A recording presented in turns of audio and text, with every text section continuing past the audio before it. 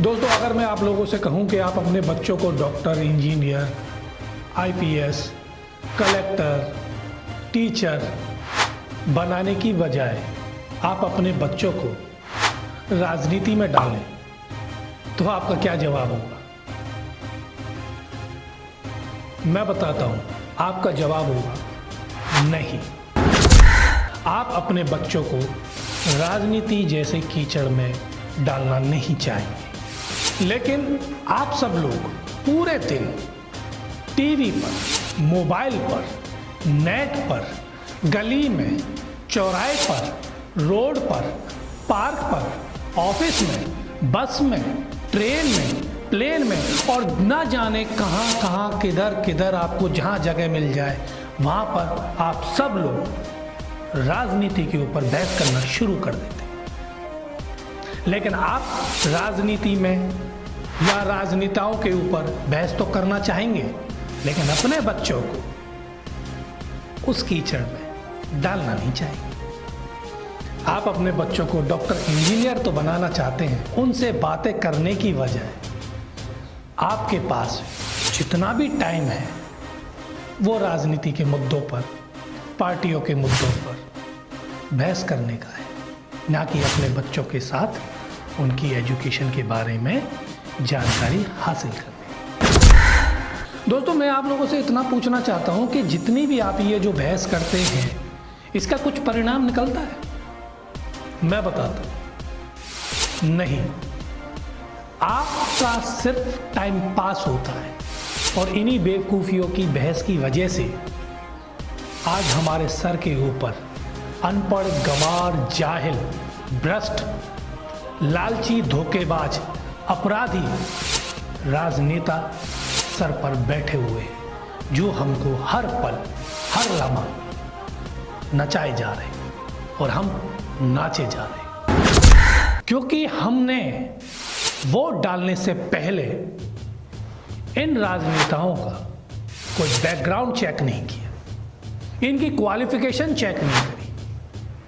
किसी ने तो पार्टी को लेकर वोट दी, किसी ने कुछ जानकारी हासिल कर ली तो उसके मुताबिक वोट दे दी, वरना ज्यादातर आदमियों ने तो भेड़ चाल की तरह वोट दिए, यानी कि अपना दिमाग ना लगाकर दूसरों की बातें सुनकर हम वोट डाल देते हैं और अच्छे बुरे की हम पहचान नहीं करते, जिसका नतीजा हमको इलेक्शन के बाद भुगतना पड़ता है, जब तक वो आदमी हमारे सर पर रहता है। दोस्तों, जितने भी ये सत्ता में राजनेता आए हैं इलेक्शन लड़कर, जीतकर, इनका सिर्फ एक ही मकसद है, पैसा कमाना। इनको कोई मतलब नहीं है कि आपको न्याय मिल रहा है कि नहीं मिल रहा। इनको कोई मतलब नहीं है कि आपकी बात कोई सुन रहा है कि नहीं सुन रहा।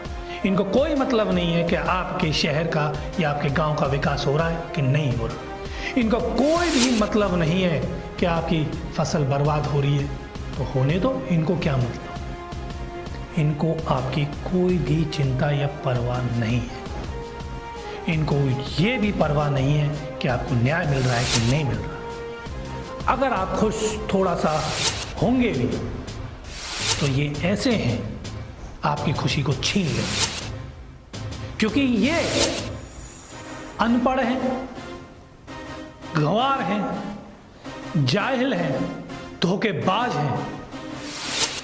ये जितने भी राजनेता हैं एक नंबर के लालची हैं, क्योंकि इलेक्शन में इनकी कोई योग्यता ही नहीं है।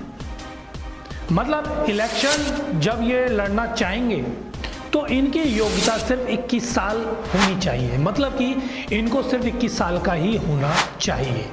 इनको कोई ज़रूरत नहीं है MBBS करने की, डॉक्टरी करने की, इंजीनियर बनने की या टीचर MA MPhil करने की कोई भी ज़रूरत नहीं है। इनको सिर्फ और सिर्फ किसी योग्यता की ज़रूरत है, तो वो है सिर्फ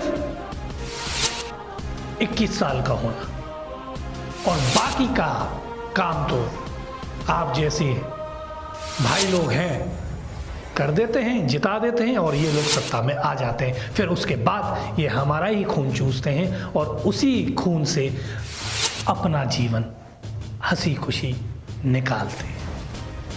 आप चले जाइए इनके पास कोई भी समस्या लेकर या कोई भी अर्जी लेकर, क्या कहेंगे? मैं करता हूं, मैंने कह दिया है, आपका काम हो जाएगा। क्योंकि इनकी क्वालिफिकेशन सिर्फ 21 साल की है, इसीलिए ये सत्ता में है और इसीलिए ये राजनीति के क्षेत्रों यानी कि राजनीति के क्षेत्र में कदम रखते हैं, क्योंकि इसमें कोई इतनी ज़्यादा मुश्किलें दिक्कतें नहीं हैं, इसमें कोई टेस्ट नहीं देना होता और कम दामों में अच्छा मुनाफा इस राजनीति में हो जाता है। दोस्तों, आज हम 1947 से और आज के टाइम का कैलकुलेशन करेंगे तो हमको 71 साल हो जाते हैं आज़ाद हुए। और आज़ादी के बाद इन 71 सालों में क्वालिफिकेशन हर क्षेत्र की बढ़ी है, घटी नहीं। दोस्तों, 1947 में 4 दवा जानने वाला डॉक्टर होता था। उसके बाद MBBS करने वाला डॉक्टर बनता था और आज MS करने वाले को ही डॉक्टर बोला जाता है। दोस्तों, 1947 में इंटर पास व्यक्ति बैंक मैनेजर बन जाता था। उसके बाद 1977 में BCom वाला बैंक मैनेजर बन जाता था और आज MBA की डिग्री चाहिए बैंक मैनेजर बनने के लिए। दोस्तों, पहले जो भी थोड़ा बहुत पढ़ना लिखना जानता था वो मास्टर बन जाता था। उसके बाद 8वीं पास करने वाले को ही मास्टर बनाया जाता था। आज MA MPhil BEd करने वाले नौकरी पाते हैं। वो बात अलग है कि कोई सरकार आ जाती है, उन भर्तियों को बंद कर देती है, जिससे वो सेवा नहीं ले पाते, सेवा कर नहीं पाते। वो बात यानी वो मुद्दे अलग हैं, लेकिन क्वालिफिकेशन MA MPhil BEd की बढ़ गई। मतलब कि कुल मिला के ये है कि कलेक्टर, डॉक्टर, इंजीनियर, टीचर, इन सब की क्वालिफिकेशन बढ़ी ही बढ़ी है। लेकिन आज MLA MP बनने के लिए योग्यता में कुछ भी इजाफा नहीं हुआ है, वही की वही 21 साल ही योग्यता मान्य है। वैसे दोस्तों, मैं आप लोगों से पूछना चाहता हूं कि इलेक्शन लड़ने के लिए योग्यता जो 21 साल इन कैंडिडेटों की रखी गई है, वैसे 21 साल के तो जानवर भी होते हैं, तो क्या इन जानवरों को भी इलेक्शन लड़ा देना चाहिए? क्या इन राजनीति के लिए सिर्फ 21 साल ही सफिशिएंट है? और अगर राजनीति के लिए सिर्फ और सिर्फ 21 साल ही सफिशिएंट है तो फिर जानवरों को भी आगे बढ़ा देना चाहिए, क्योंकि ये अनपढ़ गंवार जितने भी हैं जानवरों से कम भी नहीं है दिमाग। दोस्तों, मेरा मतलब सिर्फ एजुकेशन से नहीं है। जितने भी भ्रष्ट लोग हैं या जितने भी अधिकारी हैं जो अपने अधिकारों का दुरुपयोग करते हैं, वो भी तो राजनीति में कदम रखते हैं। दोस्तों, हमारे देश में तो कुछ ऐसे भी नेता हैं जो कुंवारे हैं, लेकिन उनके नारे जो हैं वो बड़े अजीब निराले हैं। मतलब खुद तो कुंवारे हैं, लेकिन आम जनता को क्या बोलेंगे? हम दो, हमारे दो।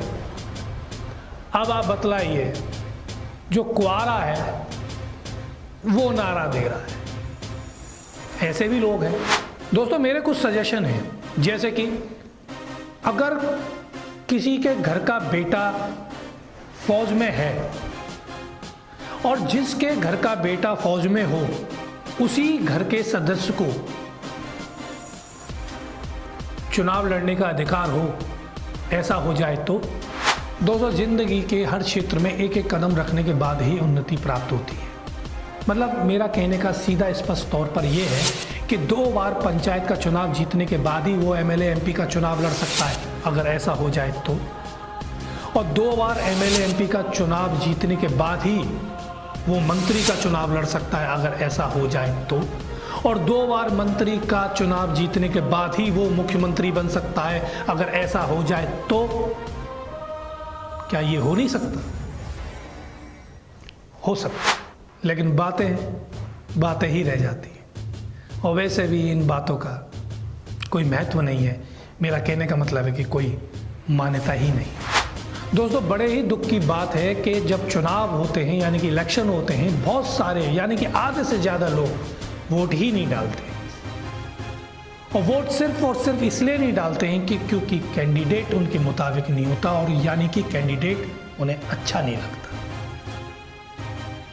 जिसकी बदौलत वोट पड़ती नहीं है। और जब वोट पड़ती नहीं है तो जितनी भी वोट पड़ती हैं, जितनी कम वोट पड़ती हैं, उनमें इस टाइप के लालची लोग जीत जाते हैं।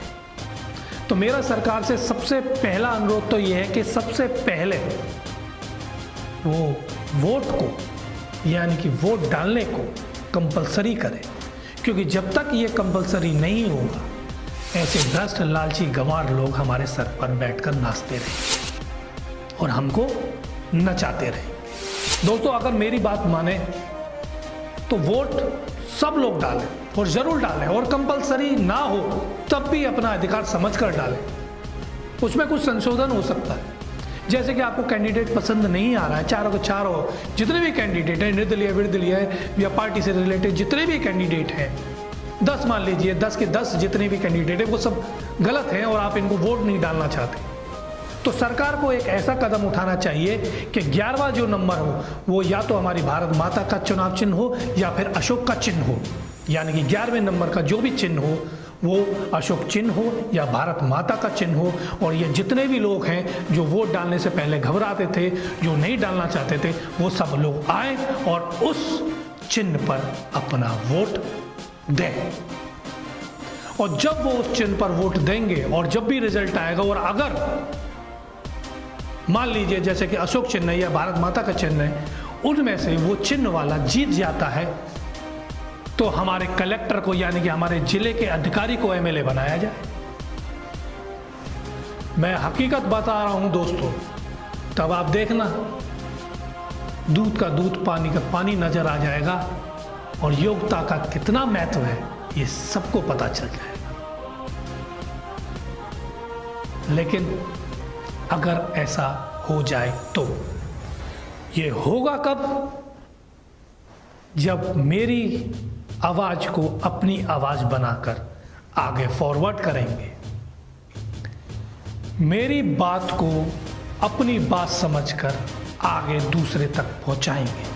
क्योंकि दोस्तों, मेरा मानना है और मेरी एक हम्बल रिक्वेस्ट है, मैं तो एक आम नागरिक हूं, आप जैसा ही हूं, अपने देश में रह रहा हूं जैसे आप लोग रह रहे हैं, हम भारत माता के बेटे हैं, लेकिन हमारे ऊपर जितने भी लोग हैं जो भारत माता कर हमारे खून के साथ, हमारे रिश्तों के साथ जो खिलवाड़ कर रहे हैं, हमारे जज्बातों के साथ जो खेल रहे हैं, हमको जो बहका रहे हैं, उनसे कैसे बचा जाए। दोस्तों, मैं सिर्फ इतना ही कहना चाहूँगा कि मेरी माँ के बारे में मुझसे ज़्यादा कोई नहीं जानता, मेरे पिता के बारे में मुझसे ज़्यादा कोई नहीं जानता। वैसे ही आपके माता, आपके पिता, आपके भाई, आपकी बहन, आपके चाचा, आपके ताऊ, इन सब के बारे में जितना आप लोग जानते हैं उतना ना मैं जानता, ना पूरे देश का कोई भी नागरिक जानता। क्योंकि मैं बार बार एक ही बात कहता हूं कि जब तक हाथ कटेगा नहीं तब तक दर्द महसूस होगा नहीं, लेकिन कभी कभी बिना हाथ कटे भी दर्द को महसूस कर लेना चाहिए। जैसे कि एक माँ जब कोई दूसरा बच्चा यानी कि दूसरी माँ का बच्चा रास्ते में एकदम गिर जाए तो जो माँ होती है, जो दूसरी माँ होती है, उसके भी मुंह से निकल जाए आह, अरे, उसको भी यानी कि वो फील करती है उस बच्चे के अंदर अपने बच्चे को। ऐसे ही दोस्तों, कोई भी अच्छी बात को समझकर, लहर के साथ नहीं, सोच समझकर, एनालाइज कर फैक्टों को देखकर अगर आप कदम आगे बढ़ाएंगे तो निश्चित ही आपकी आवाज़ आम आदमी तक, आम नागरिक तक पहुंचेगी। और इस टाइप के जितने भी अनपढ़ गंवार लालची राजनेता यानी कि जितने भी नेता लोग हैं ये बसते फिरेंगे और ये लोग आने वाले टाइम में जेल के अंदर ही जीवन सफ़र कर रहे हैं। दोस्तों, अगर मेरी बात थोड़ी बहुत आपको अच्छी लगी हो तो मैं आप लोगों से कोई फाइनेंशियल मदद तो मांग नहीं रहा हूँ। मेरा सिर्फ आप लोगों से एक ही रिक्वेस्ट है कि आप इसको ज़्यादा से ज़्यादा शेयर करें, फॉरवर्ड करें, जिससे आम लोग भी समझें और इतना इसको शेयर करें कि हमने जो बात कही है वो सरकार तक पहुँचे और ऐसे नियम या कानून लेकर आए जिससे इस टाइप के इलिटरेट, अनपढ़, भ्रष्ट, लालची, अपराधी, धोखेबाज जितने भी इस टाइप के लोग हैं वो आगे इलेक्शन लड़ने की सोच भी ना पाए। उम्मीद करता हूं दोस्तों आपको हमारा ये एपिसोड पसंद आया होगा। अगर आपको ये एपिसोड पसंद आया तो प्लीज़ लाइक करें, शेयर करें, सब्सक्राइब करें और नोटिफिकेशन बेल को दबाना ना भूलें। और मिलते हैं आपको अगले नए एपिसोड में फिर एक नए टॉपिक के साथ। तब तक राघवेंद्र पांडव को इजाज़त दीजिए। नमस्कार, जय हिंद, जय भारत। भ्रष्टाचारी बच गए, अच्छे लोग हुए बदनाम।